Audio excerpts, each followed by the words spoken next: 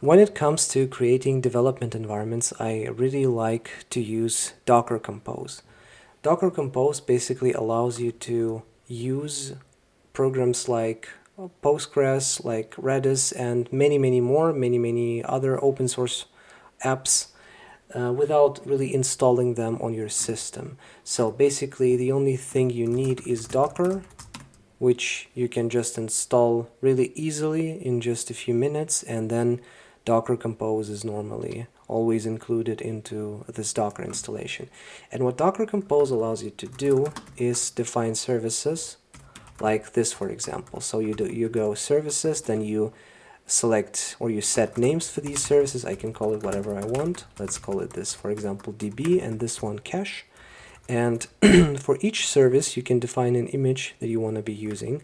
So for example, you can find these images on hub.docker.com, like this one, for example, Postgres, and here there are many tags that you can use. You can also use previous versions or older versions of this image. So here I'm using Postgres 17, and here I can specify environment variables. Those are specific to this image. You can look them up in the documentation of the image, and then you can set the ports that you want to expose. So for example, we know, okay, Postgres uses or is running on port 5432 and Redis is running on this port, and I can say, okay, this application should be available on my system on this port. I could also bind it to another port on my system, but I think it's not so convenient. So I bind it always to the same port that the application is running on inside the container. So, and when I define the containers or the images like this, so these are actually the services that I want to use in my application, because let's say my application needs a database and my application needs a cache. And I define these services for my local development, and I want to use these services in production as well. I know that my DevOps team will provide me these services, and for my local development, I'm going to be using these services on my local machine. So to start this environment, I can run docker compose app-d, and as you can see, the containers started, and I can do docker ps to make sure they really started. Okay, as you can see, they're running. And now I can go to my backend code, and I can check if we can connect to this. So let me just initialize a connection with Redis, rdb equals to Redis new client. This looks good. Let me just call this localhost. Protocol 2, I'm not sure what this is, but I've also seen this on the internet. 2 or 3 user, okay, default 3. I'm just going to leave it 2 for now, and if we check quickly if our RDB is initialized properly, seems so. Now I want to set something, so let me just create a global variable. Let's do it like this. I'm going to rename this function to init, and then I'm going to do func main.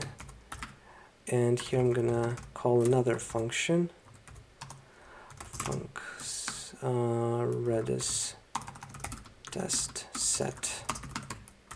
And here I'm gonna set some value. Let's set something more specific. And let's initialize a context. And here I'm gonna call this function. Now this should work as well. Okay, we set a value. And now what we can do, I'm not going to comment this out, I'm going to comment this one out, and then I can test whether or not we can read this value. And I should also call this function, of course, and as you can see, we can read this value that we saved, which means Redis is running. Now the thing is, if I stop the container and if I restart the whole environment, as you can see, it's running again, but if I run it this time, okay, it's still there. But so you can't really rely on this thing being persistent, actually, because I'm pretty sure that if I restart the system, it's not going to be there anymore, this value. So in order to prevent this, you need to define a volume in Docker Compose. And I'm going to define a volume for both Redis and Postgres. And here in this container declaration, I'm going to bind this Redis data to this /data directory inside the container, and I'm going to bind this Postgres volume to this var lib PostgreSQL data in order to make the data inside of these containers persistent. So I'm going to get rid of the containers and I'm going to restart them again, and if I run it again, okay, I can get this value. Great.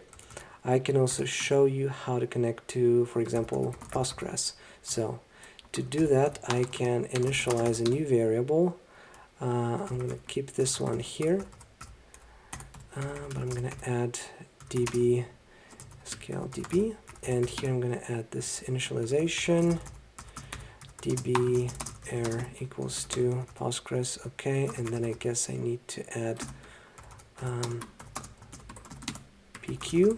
Let's run go more tidy. Okay, great.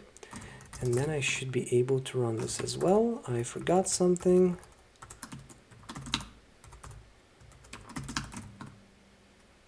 Declared and never used, because we should define the error like this. And okay, great. So we connected to the database as well, and now we can test the connection to the Postgres database as well.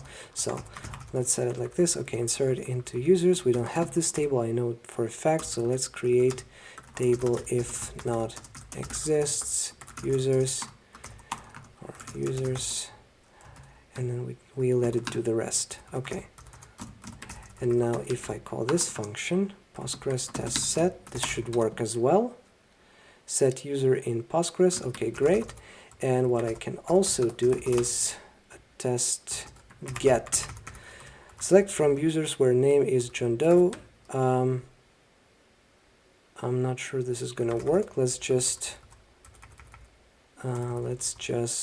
also add some values here. So let's say insert into users. Okay, this looks good. Let me just insert this, and then after I insert it, I can actually test this as well by running Postgres test get, and as you can see, I have it here. So there is a user with ID 1 which I inserted using this function. So long story short, from our application we can use the services that we defined here, and they stay persistent because we defined the volumes. So even if I stop the container and if I restart them again, I can still run it, and as you can see, there's only this get function that's being executed, and I'm still getting this user with ID 1 which I created here using this function previously.